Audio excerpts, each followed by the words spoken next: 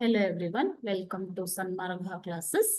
12ನೇ ಪ್ರಶ್ನೆ ಆಧಾರಗಳು ಎನ್ನುವಂತಹ ಚಾಪ್ಟರ್ ಇಂದ ತಾಜ್ ಮಹಲ್ ಯಾವ ಸ್ಥಳದಲ್ಲಿ ಇದೆ? ಸ್ಮಾರಕಗಳಲ್ಲಿ ಬರುವಂತದ್ದು ತಾಜ್ ಮಹಲ್ ಎನ್ನುವಂಥದ್ದು ಸ್ಮಾರಕ. ಓಕೆನಾ? ಈ ಸ್ಮಾರಕ ಯಾವುದಕ್ಕೆ ಬರುತ್ತೆ ಮಕ್ಕಳೇ?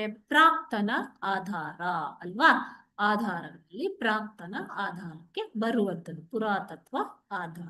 ಓಕೆ, ಸೊ ಪ್ರಾಕ್ತನ ಆಧಾರಗಳಲ್ಲಿ ಸ್ಮಾರಕಗಳು ಅತ್ಯಂತ ಪ್ರಮುಖ ಸ್ಥಾನವನ್ನ ಗಳಿಸುತ್ತವೆ.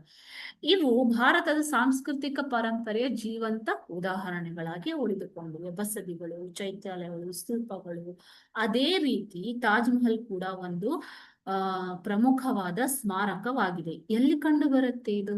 ತಾಜ್ ಮಹಲ್ ಆಗ್ರಾದಲ್ಲಿ ಕಂಡು ಬರುತ್ತೆ. ಆಗ್ರಾದಲ್ಲಿರುವ ತಾಜ್ ಮಹಲ್ ಇವು ಅದೇ ರೀತಿ ಪಿಸುಮಾತಿನ ಮೊಗಸಾಲೆ ಅಂತ ಕರೀತಾರೆ ಅಲ್ವಾ? ಮೆಹರೂಲಿಯ ಉಕ್ಕಿನ ಸ್ತಂಭ, ವಿಜಯನಗರದ ಗೋಲ್ ಗುಮ್ಮಟ.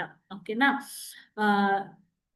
ತಾಜ್ ಮಹಲ್ ಇವೆಲ್ಲ ಏನು ಕೇವಲ ಒಂದು ಕಟ್ಟಡಗಳಾಗಿರದೆ ಅಂದಿನ ಕಾಲಘಟ್ಟದ ಸೃಜನಶೀಲತೆ, ತಾಂತ್ರಿಕತೆ ಮತ್ತು ವೈಜ್ಞಾನಿಕ ತಿಳುವಳಿಕೆಗಳ ಬಗ್ಗೆ ಬೆಳಕನ್ನ ಚೆಲ್ಲುತ್ತವೆ. ಓಕೆ, ತಾಜ್ ಮಹಲ್ ಎಲ್ಲಿದೆ? ಆಗ್ರಾದಲ್ಲಿದೆ. Thank you.